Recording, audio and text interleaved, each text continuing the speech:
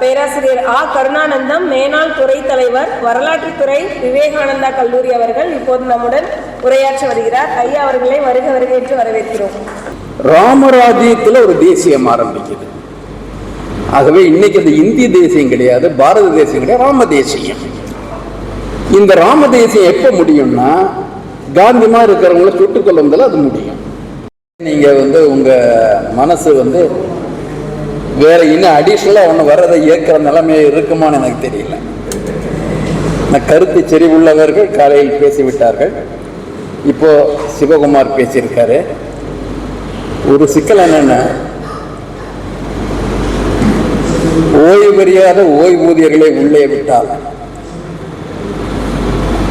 அவர்கள் அதிகமாக பேசிவிடுவார்கள் என்று நீங்கள் பயப்படக்கூடும்.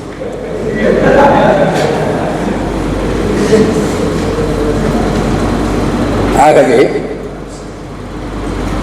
நான் கொஞ்சம் ரிலாக்ஸ்டா இருக்கிற அளவுக்கு என்னுடைய உரையை மாற்றிக்கொள்கிறேன்.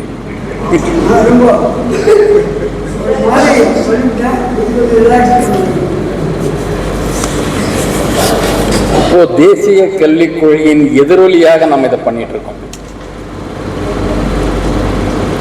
இது ஒரு எதிர்வினை.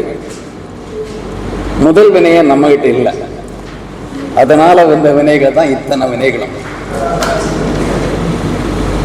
இப்ப எதிரி பானத்தை தொடுத்து விட்டால் நம்ம இப்ப கேடயத்தை எடுக்கிறதா எதிர்பானத்தை விடுறதான்னு பார்த்துட்டு இருக்கிறோம். கடைசியில் எதுல முடியுதுன்னா நம்ம சில மாற்று திட்டங்களை கொடுக்குறோம். இதை நீங்க அக்காமடேட் பண்ணீங்க அப்படின்ட்டு அவங்க கிட்ட ஒரு பேரம் பேசுற அளவுக்கு நிக்கிறோம். நண்பர்களே, let us disabuse our mind from the past prejudices. ஏற்கனவே நமக்கு கருத்தில மாற்றி வச்சுட்டு கொஞ்சம் சுதந்திரமா இப்ப கொஞ்சம் பேசி பார்க்கலாம். இப்ப நம்ம இருக்கிற காலத்துல தேசிய கல்விக் கொள்கைன்னு சொல்றாங்க. தேசியம்னா என்ன? இந்திய தேசியம், பாரத தேசியம். ஆனா மோடி 26ஆம் தேதி அன்னைக்கு ஒண்ணு தெளிவா சொல்லிட்டாரு. நம்ம 22 30 வரைக்கும் தேசிய வாரமா நம்ம இதை கொண்டாடணும். நம்ம உண்மையான விடுதலை 22 ஜனவரி 22 அயோத்தி ராமன்கிட்ட ஆரம்பிக்குது. எப்ப முடியுது? ராம் ராம்னு சொன்னா காந்தியை கொல்றதுல முடியுது. நடுவுல சுபாஷ் போறாரு 23ஆம் தேதி. இதெல்லாம் சேர்த்துக்கிறாங்க. சேர்த்து ஒப்பு கதையும் சொல்றாங்க. சுபாஷ் சந்திர போஸ் அவருடைய 23 யாரு சொல்றாங்கன்னா, சுபாஷ் தெற்காசியால இருக்கிற தென்கிழக்காசியால இருக்கிற ஜப்பான் கிட்ட இருந்து கைமாறப்பட்ட போர்க்கைதிகளை ஏற்கனவே இருந்த INA கூட இணைச்சு ஒரு படையை உருவாக்குறார்.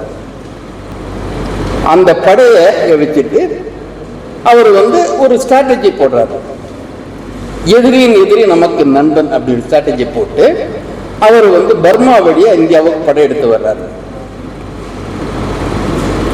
அந்த படையெடுத்து டெல்லி செல்லுங்கிறாரு. அப்போ அதிதீவிர தேசிய பக்தர்கள், தேசபக்தர்கள், நேரு ஜெயில இருந்தாரு, உலக வரலாறு எழுதினாரு. ஆனா கொஞ்சம் பேர் ஜெயில இருக்காங்க, மன்னிப்பு கடிதமே எழுதுறாரு. அது ஒரு மன்னிப்பு கடிதம் எழுதுறது ஒரு பெரிய ஒரு என்ன சொல்றதுன்னா ஒரு திறன். அந்த திறனை வளர்த்துக்கிட்டவங்க அப்ப என்ன சொன்னாங்க, இளைஞர்கள், இந்து இளைஞர்கள் இப்ப இங்கிலீஷ்காரனோட பக்கபலமாகட்டும், இந்த ஆட்சியை நீங்க வலுப்படுத்தணும். Go and join the British Army. Fight for the British against Subhash. சொன்னவங்க இன்னைக்கு சுபாஷை எல்லாரும் கவனிக்காம விட்டாங்க, நாங்க கவனிக்கிறோம் அப்படின்னு புதிய தேசிய பக்தி. Quite natural. அவங்க தேசத்துக்காக போராடினது கிடையாது. ஏற்கனவே போராடி வீழ்ந்தவர்களையும் வாழ்ந்தவர்களையும் எல்லாம் ஸ்வீகரிச்சுக்கிறதுங்கிறது இப்ப அவங்களுக்கு ரொம்ப எளிதாக இருக்கு. அப்படி சொன்னவர் ராமராஜ்யத்தில் ஒரு தேசியம் ஆரம்பிக்குது. ஆகவே இன்னைக்கு அது இந்திய தேசியம் கிடையாது, பாரத தேசியம் கிடையாது, ராம தேசியம். இந்த ராம தேசியம் எப்ப முடியும்னா காந்திமா இருக்கிறவங்கள சுட்டுக் கொள்ளும்போது அது முடியும். அந்த தேசிய வாரத்தில் 8 நாள் இருக்கும். எல்லா வாரத்திலும் 7 நாள் இருக்கும். அந்த தேசிய வாரத்தில் 8 நாள் இருக்கும். அஷ்டமத்தில் சனி. அப்படி வச்சுங்க. இந்த தேசியத்துல ஒரு கல்வியை பத்தி நம்ம பேசணும். இந்த தேசியத்தை அடிப்படையா வச்சு ஒரு கல்வியை கொண்டு வர்றாங்க. நம்ம எதிர்வினை என்ன? அங்கதான் நம்ம இருக்கு. கல்வி எல்லா காலத்திலும் இருந்திருக்குன்ட்டு தோழர் சிவகுமார் சொன்னார். கல்வி ஒன்றும் புதுசு இல்லை. கல்விங்கிற சொல்லோ கருத்தியலோ புதிது கிடையாது. அறிவுக்கும் கல்விக்குமான தொடர்பு தான் புதுசு. அறிவே கல்வியாகுமா? கல்வி இன்னைக்கு எப்படி மாத்திருக்காங்க? திறன் வளர்ப்புன்னு மாத்திருக்காங்க. Skill development. பழைய காலத்துல ஸ்கில்லுக்குன்னு தனி கல்வி கிடையாது. எண்ணும் எழுத்தும் அப்படின்னு கல்வியில எல்லா காலத்திலையும் 2 விதமான, ஒன்னு மாஸ் எஜுகேஷன், இன்னொன்னு எலைட் எஜுகேஷன். 2 கேட்டகரி. சின்ன பள்ளிக்கூடம் வரைக்கும் இருக்கிறது மாஸ். தமிழில் ஏதாவது எழுதிட்டு அதில் கவிதைகள் பண்ணிட்டு, காதல் கவிதையோ இல்லை வேற ஏதாவது கவிதையோ இல்லை மன்னருடைய உலாக்களை பற்றியோ பாடல் எழுதிட்டு அப்படி பொழுதுபோக்கிட்டு இருந்தாங்க கொஞ்சம் பேர். ஆனால் அவங்களுக்கு மொழி தெரியும். மக்கள்கிட்ட இவங்க சொல்ற கவிதை பக்கத்தில் இருக்கிறது தெரியும். புரிகின்ற மொழியில் அவங்க கற்ற ஒன்று வேறு. ஆனால் அந்த கல்வி படைத்தவர்களுக்கு அதிகாரத்தில் பங்கு கிடையாது. அன்றைக்கு அதிகாரத்தில் அவனுக்கு பங்கு கிடையாது. அவனை அறிவாளி அப்படிங்கிற அந்த அங்கீகாரத்தை கொடுக்கறதும் கிடையாது. அந்த அங்கீகாரம் எப்ப கிடைக்கும்னா, எவருக்கு சமஸ்கிருத கல்வி தெரியுமோ அவங்களுக்கு மட்டும்தான் ஆலோசகராகும் உரிமை உண்டு, அர்ச்சகராகும் உரிமை உண்டு, அனைத்து அரசு பதவிகளுக்கும் உரிமை உண்டு, அனைத்து அரசின் நன்கொடைகளுக்கும் உரிமை உண்டு, தானங்களுக்கும் உரிமை உண்டு. அப்ப எந்த கல்வியை வைத்துக் கொண்டு அதிகாரத்தையும் செல்வத்தையும் பெற்றார்கள் என்றால், மக்களுக்கு புரியாத மொழி கல்வி, மக்களுக்கு பயன்படாத கல்வி. அந்த கல்வியை கேட்டா அதை வெளியே அவங்க போயிடுறாங்க. அந்த கல்வி ஆத்மீக கல்வி. உங்களுக்கு ஆத்மாவுக்கு தெரியும்னா அந்த கல்வியை படிக்கணும். செத்து போனா தானாக தெரிய போகுது. ஆத்மா வேறா உடம்பு வேறான்னு தனியா தெரிய போகுது. இவன் ஆத்மீக கல்வி அப்படின்னாங்க. மெய்ஞானம் அப்படின்னு தமிழ்ல அதுக்கு ஒரு தமிழ் மொழிபெயர்ப்பு பண்ணாங்க. மெய்ஞானம். மெய்ஞானம்னா என்னன்னா, மெய்யை பத்தி கவலைப்படாம பொய்யை பத்தி நினைச்சிட்டு இருக்கிறது மெய்ஞானம். உனக்கு கடவுளும் தெரியாது, ஆத்மாவும் தெரியாது, பார்த்ததும் கிடையாது, பார்க்க போறதும் கிடையாது. அதை பற்றி நீங்கள் விளக்கங்கள் சொல்லிக்கொண்டே வீண் விரயம் செய்தால் அது மெய்ஞானம். ஆனா தமிழ்ல மெய்யின்னா உடல்னு பொருள். நீ அனுபவிக்கின்ற உணர்கின்ற ஒரு பொருளுக்கு உடல். அந்த உடலுக்குத்தான் மெய்யின்னு பேரு. அந்த உண்மையான மெய்யை மறந்து விட அந்த மெய்ஞானம் கூறியது. மெய்யை பற்றி பார்த்தா அதை என்னங்க இது, நீங்கெல்லாம் இந்த பொய்யான வாழ்க்கையில, நிரந்தரம் இல்லாத வாழ்க்கை, செத்து போற வாழ்க்கை, நிரந்தரமற்ற ஒரு வாழ்க்கையை பற்றி நீங்க ஏன் கவலைப்படுறீங்கன்னு சொல்லி யார்கிட்ட சொன்னாங்க? உழைக்கும் மக்கள்கிட்ட சொன்னாங்க. அவன் இதை மெய்யின்னு நினைச்சுட்டான். மெய்யின்னு நினைச்சுட்டு அவன் பக்தியும் தனியா போயிட்டான். அடுத்த உழைப்பின் உயர்வை பற்றி சிந்திக்காமல் இருக்கும் நிலையில் இணங்கி விடுகின்ற மனப்பக்குவத்தை தந்த ஒரு பக்தி, அதை கல்வின்னு சொன்னான். அப்ப ஆளுபவனுக்கு இணங்கி போவது கீழே உள்ளவர்களுக்கு கடமைங்கிறத ஒரு நிலைய அல்லது விதிங்கிற நிலைய மனத்தளவில் உருவாக்கிய மதமும் கல்வியும் நம் நாட்டில் இருக்கு. முகலாயர் காலத்துல அவர்களுக்கு கல்வி பாரசீக மொழி அல்லது அராபிய மொழி. மதரசால போன அரேபியில முழுக்க இஸ்லாமிய கல்வி. பாரசீக கல்வியில யாருக்கும் அனுமதி உண்டு. ராம்மோகன் ராய் கூட அந்த பாரசீக பள்ளியில தான் படித்தார். மற்றவர்கள் போகலாம். ஆனாலும் மற்ற மொழி அதே இஸ்லாமியர்கள் சமஸ்கிருதத்திற்கும் அவர்கள் அறிவாளிகள் மொழி என்று ஆதரவளித்தார்கள். மக்கள் கைவிடப்பட்டார்கள். ஆங்கிலேயர் ஆட்சியின் ஆரம்பத்திலும் அப்படித்தான் இருந்தது. அவர் சொன்னார் இல்லையா, சமஸ்கிருத கல்விக்கு மட்டும்தான் ஆங்கிலேயர் கொடுத்தாருன்ட்டு.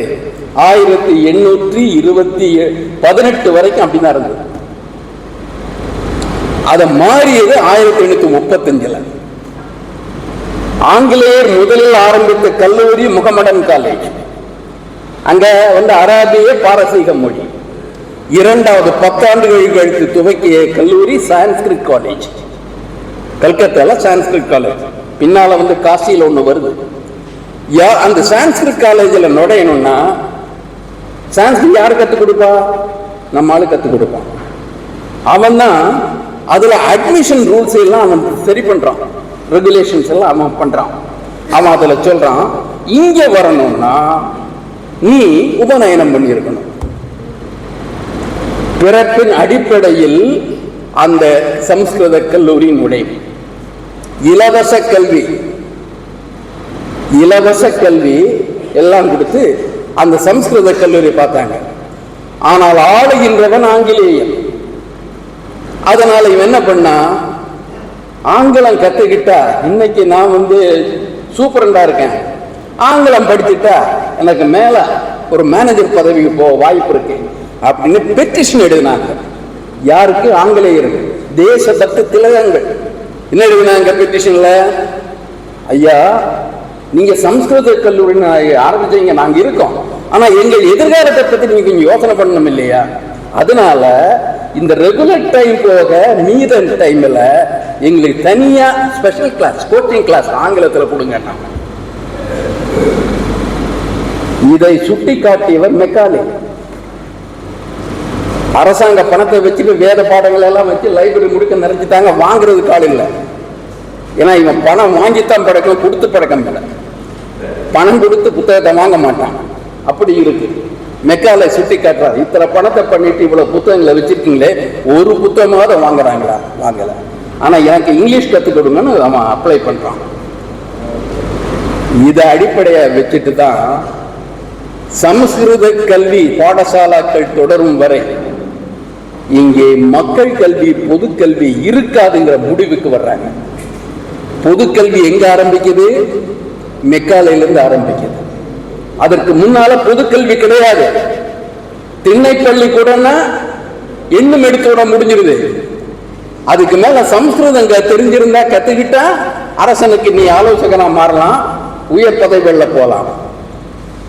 அப்ப மக்கள் இந்த சமஸ்கிருதம் அல்லாத மொழியொன்று வரும் வரை elite education, mass education division அங்க வருது.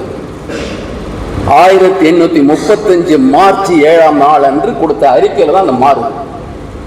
பொது கல்வியின் துவக்கம் நமக்கு 1835. அவன் எல்லாத்தையும் கொடுக்கல, பள்ளிகள்லாம் ஆரம்பிங்க, எல்லாரையும் கொடுங்கன்னு சொல்லல. ஆனால் முதல் தடை மாற்றப்பட்டது. சமஸ்கிருதம் தான் கல்வி என்ற சூழலை மாற்றியது அந்த 1835வது தீர்மானம். சமஸ்கிருதம் கல்வி. எது கல்வி என்று பார்க்க வேண்டாமா?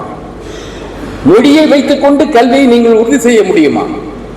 பயன்பாடு கருதிய கல்வி. அப்பதான் ரிலிஜியஸ் இன்ஸ்ட்ரக்ஷன் மாத்துங்கிறாங்க. முதல்ல வர்றது. அப்ப மெக்காலே சொன்னது உண்டு. என்ன சொன்னார்னா, இங்கிலாந்துல, அப்ப இங்கிலாந்துல ஆட்சி முறை எல்லாம் மாறுது, லிபரலிசம் வந்துருச்சு.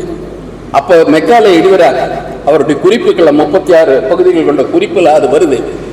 இங்கிலாந்தில் நாகரிகத்தின் தந்தை என்று நாம் பீற்றிக் கொள்கிறோம். அந்த நாட்டில் பொது வரிப்பணத்தில் 1 சென்டை கூட நீங்கள் மத கல்விக்கு கொடுக்க முடியாது.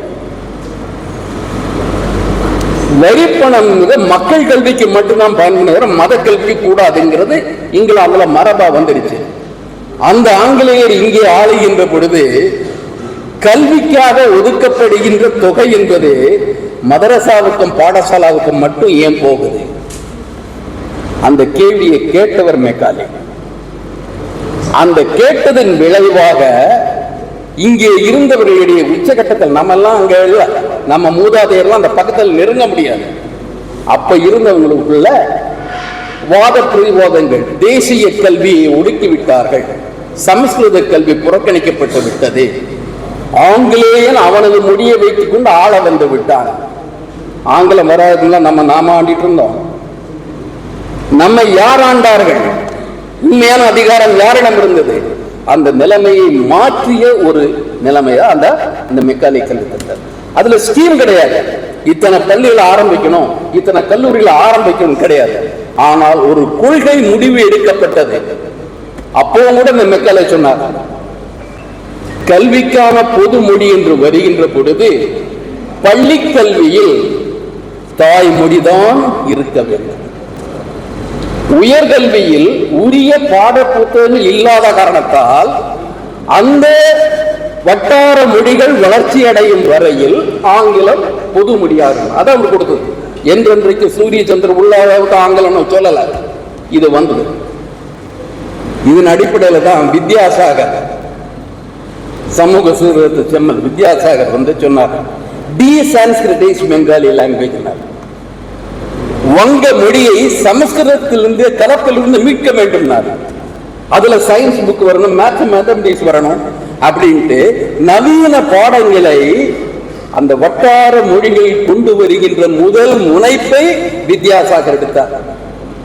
பெண் கல்விக்கும் அவரோட சேர்ந்தார், பெத்தும் கூட சேர்ந்து முயற்சி எடுத்தார். ஆனா அந்த வித்யாசாகர் சிலை தாக்கப்படுகிறது வங்காளத்தில். ஒரு போராட்டம் சொல்லிட்டு பொது கல்வியை எதிர்த்து காழ்ப்புணர்ச்சி கொண்டவர்கள் எப்பொழுதும் விழிப்பாக இருக்கிறார்கள். பொது கல்வியால் பயன்பெற்று முன்னேற வேண்டிய நாம் அவ்வளவு விழிப்பாக இல்லை. நமது விழிப்பின்மையின் விளைவாகத்தான் கல்வியின் பெயரால் நாம் மறுபடியும் சுரண்டப்படுகிறோம். இது ஒன்று.